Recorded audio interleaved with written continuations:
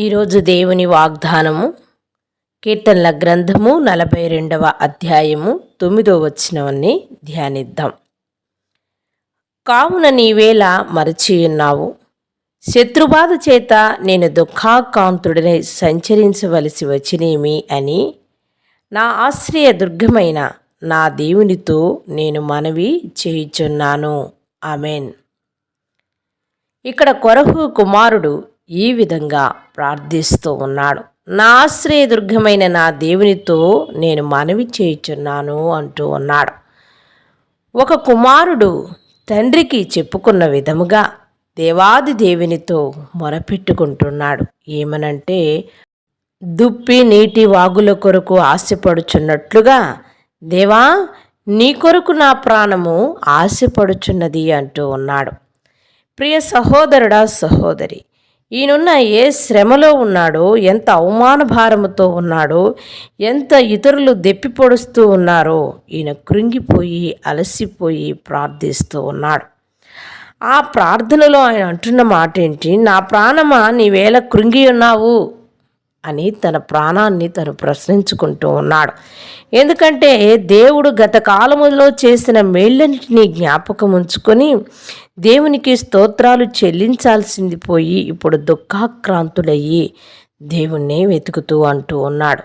4వ వచనంలో మనం చూసినట్లయితే, జన సమూహముతో పండుగ చేయుచున్న సమూహముతో నేను వెళ్ళిన సంగతిని సంతోషము కలిగి స్తోత్రములు చెల్లించుచు నేను దేవుని మందిరమునకు వారిని నడిపించిన సంగతిని జ్ఞాపకము చేసుకొనగా, హల్లెలూయా, నా ప్రాణము కరిగిపోతున్నది అంటున్నాడు. గత కాలంలో దేవుని యందు శ్రద్ధ కలిగి ప్రేమ కలిగి ఇతరుల్ని దేవుని సన్నిధికి నడిపించిన విషయాలను జ్ఞాపకము చేసుకుంటే ఆయన ఎంతగానో మరి ఈరోజు కృంగిపోతూ ఉన్నాడు. ఆ మనస్సు కరిగిపోతుంది. ఎందరినీ నేను దేవుని సన్నిధికి నడిపించాను, ఈరోజు నన్ను అందరూ దెప్పిపొడుస్తున్నారేంటి? దేవా నా ప్రాణము నాలో కృంగిపోతున్నది, కావున నన్ను నీవు కరుణించు అంటూ ఉన్నాడు. మరి ఆయన ఎంతగా వేదన చెందుతూ ఈ ప్రార్థన చేస్తూ ఈ కీర్తనను రాసి ఉంటాడు. దేవుని యందు నిరీక్షణ కలిగి ఇంకా మొరపెడుతున్నాడనే ఇక్కడ అర్థం. ఎందుకంటే నా ఆశలన్నిటికంటే మించిన ఫలితాన్ని ప్రభువు ఇస్తాడు. నా భయాలన్నిటినీ ఆయన పోగొడతాడు. ఇరిగిపోయిన నా యొక్క ఆలోచనలను ఆయన వంతెనగా మారుస్తాడు అనుకుంటున్నాడు. ప్రియ సహోదరుడా, సహోదరి, మన కన్నీళ్లు ఇంద్రధనుస్సు మెరిచేలా చేస్తాడు దేవాది దేవుడు. మన కన్నీళ్లను ఆయన తుడిచివేస్తాడు.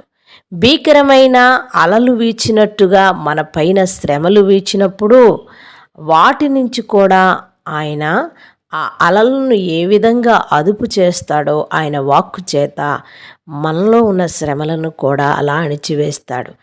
అరణ్య మార్గములో తిరుగులాడే వేళ ఆయన ప్రేమతో మనకు విశ్రాంతినిస్తాడు అని దేవుని వాక్యములో రాయబడి ఉంది. మన హృదయానికి తన ప్రేమను ఔషధాన్నిగా పోస్తూ ఉన్నాడు దేవాది దేవుడు.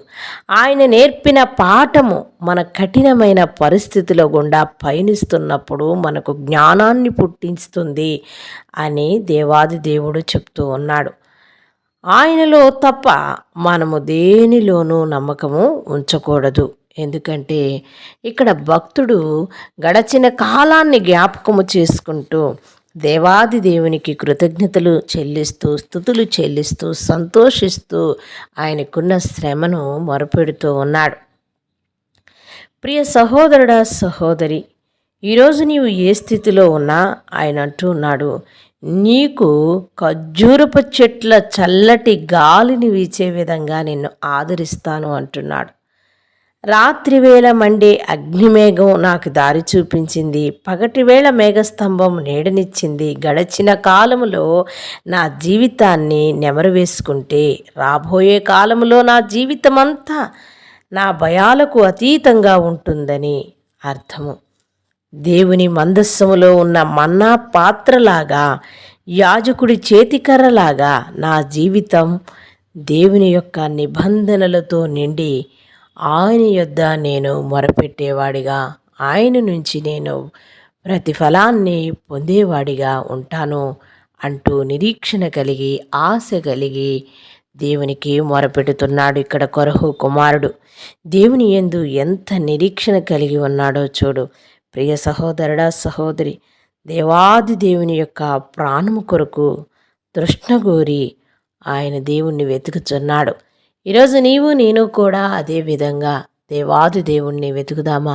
చిన్న ప్రార్థన చేసుకుందాం. మహాపరిశుద్ధుడా, మిక్కిలిగా మమ్మ ప్రేమించే మా పరలోకపు తండ్రి, మీ దివ్యమైన పాదములకు కృతజ్ఞతా స్తోత్రములు నాయన. ఇక్కడ భక్తుడు నాయన మీ యొక్క ప్రాణము కొరకు మరి తండ్రి ఎంతగానో తృష్ణగోరి ఉన్నాడని దేవుని వాక్యం సెలవిస్తూ ఉంది. నా ఆశ్రయదుర్గమైన వాడా, నీకే నేను మనవి చేసుకుంటున్నాను అని భక్తుడు ప్రార్థనను మీరు ఆలకించినట్టుగా మేము చూస్తూ ఉన్నాం.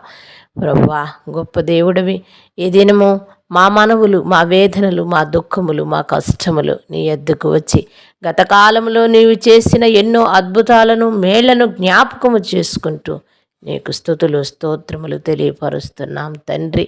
అయా, మమ్మల్ని ఈ శ్రమల కొలిమిలో నుంచి విడిపించమని, ఈ బంధకములలో నుంచి విడిపించమని, జనులు అవమానించి నిందించి అపహసించిన వేళ మమ్మల్ని రక్షించమని యేసు నామమున ప్రార్థిస్తున్నాం మా పరలోకపు తండ్రి. ఆమేన్.